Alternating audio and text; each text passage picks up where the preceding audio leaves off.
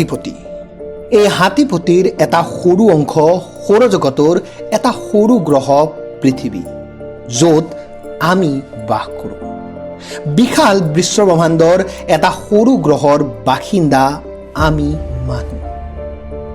অন্য কিছু জীৱ জন্তুতকৈ আমি আকাৰত সৰু, কিন্তু আমাৰ জ্ঞান, বুদ্ধি আৰু জিজ্ঞাসা এই বিশ্বব্ৰহ্মাণ্ডতকৈ বহু গুণেই ডাঙৰ। আমাৰ এই জিজ্ঞাসু মনটোৰ বাবে আজি আমি আমাৰ বিশ্বব্ৰহ্মাণ্ডখনক ইমান বুজিবলৈ সক্ষম হৈছোঁ, আৰু সদায়ে আমি আৰু অধিক জানিবলৈ চেষ্টা কৰি আছোঁ। আমাৰ এই আদম্য সাহস, চেষ্টা আৰু জিজ্ঞাসাৰ বাবে আমি আমাৰ হাতীপতিৰ কেন্দ্ৰত বিচাৰি পাইছিলোঁ এটা বিশাল ব্লেক হোল, ছেগিটেৰিয়াছ এ ষ্টাৰ। আমি সকলোৱে জানো যে আমি এটা বস্তু তেতিয়াহে দেখা পাওঁ যেতিয়া ইয়াৰ পৰা কোনো পোহৰ নিৰ্গত হৈ থাকে বা ই পোহৰ প্ৰতিফলিত কৰি থাকে। আৰু আমি এয়াও জানো যে ব্লেক হোলৰ মাধ্যাকৰ্ষণিক শক্তি ইমানেই বেছি যে ইয়াৰ ভিতৰত প্ৰৱেশ কৰা পোহৰ পুনৰ বাহিৰলৈ ওলাই আহিব নোৱাৰে। তেন্তে আমাৰ চকুৰে দেখিব নোৱাৰা আমাৰ হাতীপতিৰ কেন্দ্ৰৰ এই ব্লেক হোলটোক আমি কেনেকৈ বিচাৰি উলিয়ালোঁ?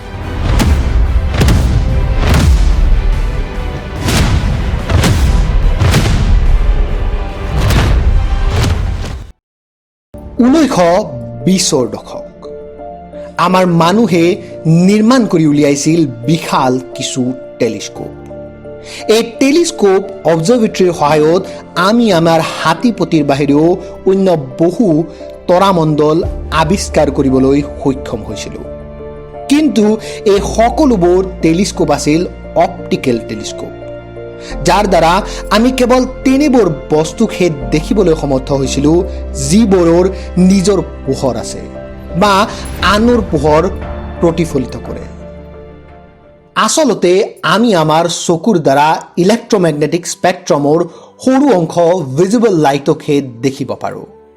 যদি আমি এনে কোনো বস্তু নিৰ্মাণ কৰিব পাৰোঁ যিটোৱে পোহৰক প্ৰতিফলিত নকৰে, তেন্তে আমাৰ বাবে সেই বস্তুটো অদৃশ্য হৈ পৰিব।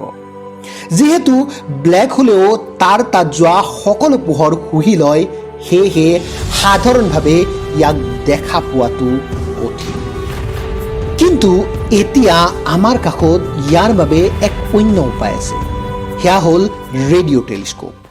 আচলতে ইলেক্ট্ৰমেগনেটিক ৱেভক ইয়াৰ ৱেভলেংথৰ আকাৰৰ ওপৰত নিৰ্ভৰ কৰি কিছু ভাগত ভগোৱা হৈছে।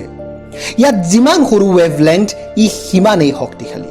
ঠিক তেনেদৰে যিমান ডাঙৰ ৱেভলেংথ সি কম শক্তিশালী। আৰু এনেদৰেই ইয়াক সৰুৰ পৰা ডাঙৰলৈকে প্ৰায় 7টা ভাগত ভগোৱা হৈছে: gamma rays, X rays, ultraviolet rays, visible light, infrared, microwave আৰু ৰেডিঅ' ৱেভছ। 1930 চন আমেৰিকাৰ এজন ৰেডিঅ' ইঞ্জিনিয়াৰ কাৰ্ল জেস্কি, যাক the father of the radio' astronomy বুলিও কোৱা হয়, তেওঁ এক নতুন ৰেডিঅ' এণ্টিনা ডিজাইন কৰিছিল, যাৰ ব্যাস আছিল প্ৰায় 100 ফিট আৰু যাক 20 ফিট ওখ টাৱাৰ এটাৰ ওপৰত লগোৱা হৈছিল। আচলতে কাৰ্ল জেস্কি বেল টেলিফোন লেবৰেটৰীজ নামৰ এটা প্ৰতিষ্ঠানত কাম কৰিছিল, আৰু তেওঁ নিৰ্মাণ কৰা এই নতুন এণ্টেনাডালে প্ৰায় 20.5 মেগাহাৰ্টছৰ ফ্ৰিকুৱেঞ্চিৰ ৰেডিঅ' ৱেভ কেটচ কৰিবলৈ সক্ষম আছিল। লগতে তেওঁ এই এণ্টেনাডাল মাউণ্ট কৰিছিল এখন টাৰ্ণ টেবুলৰ ওপৰত, যাতে সৰ্বমুঠ 360 ডিগ্ৰীৰ পৰা সকলো ছিগনেল ধৰিব পৰা যায়। এই এণ্টেনাৰ সহায়ত সংগ্ৰহ কৰা ছিগনেলবোৰক তেওঁ 3টা ভাগত ভগাইছিল। প্ৰথমটো আছিল কাষৰ বিজুলীৰ পৰা ওলোৱা শব্দ, দ্বিতীয়টো আছিল দূৰৰ বিজুলীৰ পৰা ওলোৱা শব্দ, আৰু তৃতীয়টো আছিল এটা অদ্ভুত শব্দ, হিজ। এই অদ্ভুত শব্দটো ক'ৰ পৰা আহিছিল তেওঁ বুজিব পৰা নাছিল। তেওঁ এই অদ্ভুত শব্দটো ক'ৰ পৰা আহিছিল তাৰ সম্ভেদ বিচাৰিছিল। প্ৰথমে তেওঁ ভাবিছিল যে হিজ শব্দটো আমাৰ সূৰ্যৰ পৰা আহিছে, কিন্তু পাছলৈ তেওঁ নিশ্চিত হ'ল যে এই ইলেক্ট্ৰমেগনেটিক ৱেভ আমাৰ সূৰ্যই সৃষ্টি কৰা নহয়।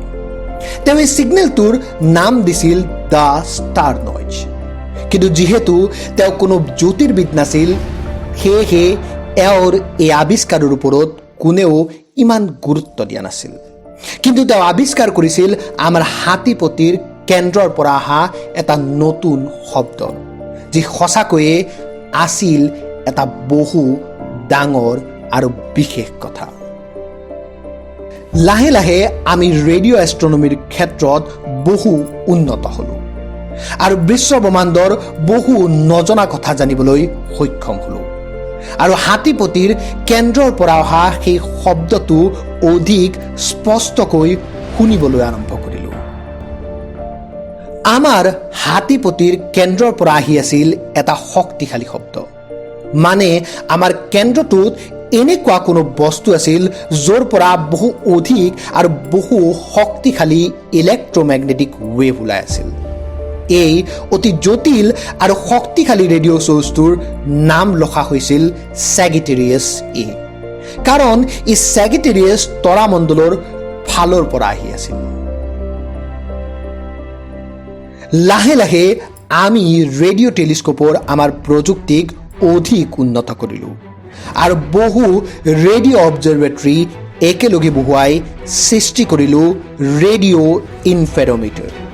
ৰেডিঅ' ইনফেৰমিটাৰ হ'ল ৰেডিঅ' অবজাৰভেটৰীৰ এখন এনেকুৱা জাল যি একেলগে লগ লাগি সৰুৰ পৰা সৰু ৰেডিঅ' ৱেভৰ চেঞ্জকো ডিটেক্ট কৰিব পাৰে। 1970 চন জ্যোতিৰ্বিদ ব্ৰুচ বেলিক আৰু ৰবাৰ্ট ব্ৰাউনে নেশ্যনেল ৰেডিঅ' এষ্ট্ৰনমি অবজাৰভেটৰী চমুকৈ NRAৰ পৰা বিশেষকৈ ছেগিটেৰিয়াছ এৰ সেই স্থানত নজৰ ৰাখিলে আৰু সৱশেষত 13 ফেব্ৰুৱাৰী 1974 চনত তেওঁলোকে হাতীপতিৰ এই অংশত এটা কম্পেক্ট আৰু বহু উজ্জ্বল কোনো বস্তুৰ আৱিষ্কাৰ কৰিলে।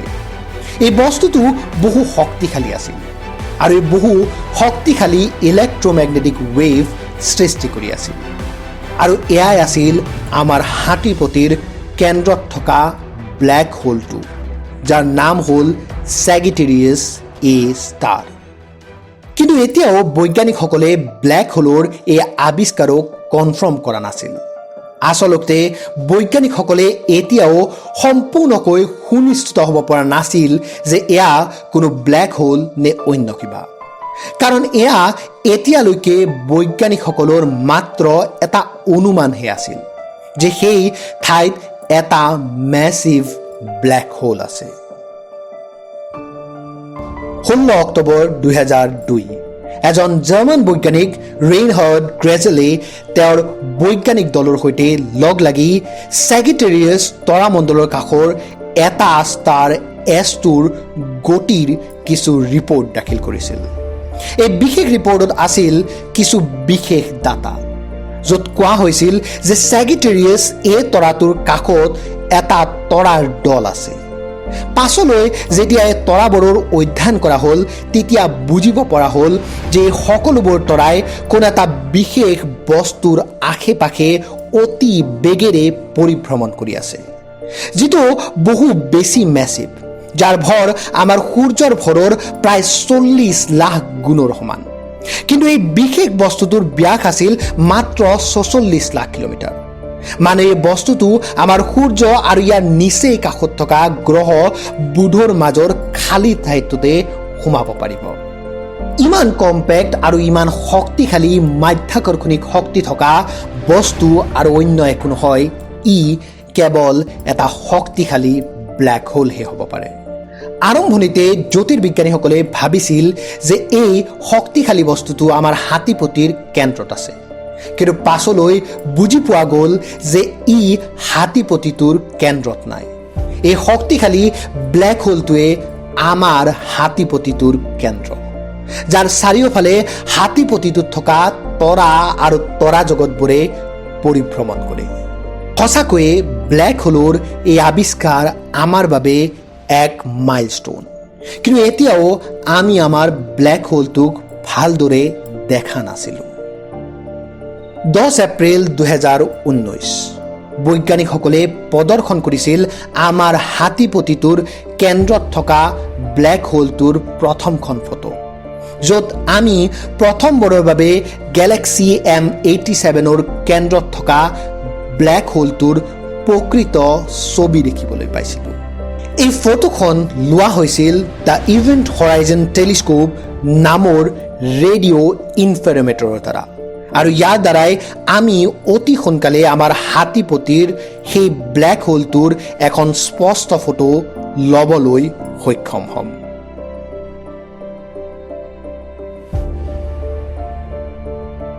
এটা সাধাৰণ টেলিফোন কোম্পানীৰ এটা বিশেষ টাৱাৰৰ পৰা আৰম্ভ হোৱা এই যাত্ৰাই আমাক হাতীপতিত থকা ব্লেক হোলটোৰ আৱিষ্কাৰ কৰালে, আৰু এতিয়া আমি ইয়াৰ এখন স্পষ্ট ফটো লোৱাৰ চেষ্টা কৰি আছোঁ।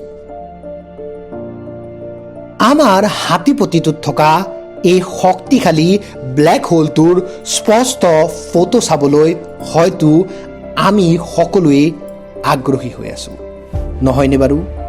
কমেণ্ট কৰি জনাওকচোন।